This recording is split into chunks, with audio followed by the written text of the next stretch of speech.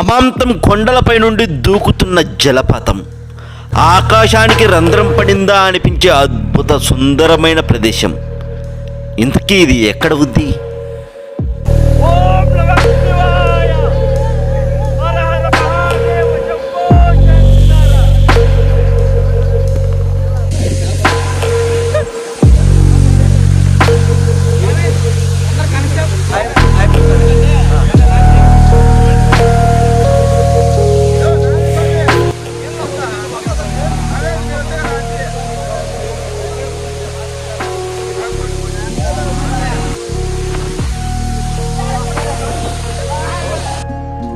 దట్టమైన అడవిలో నరసింహస్వామిని చూసిన మనిషి శిలగా ఎందుకు మారారు?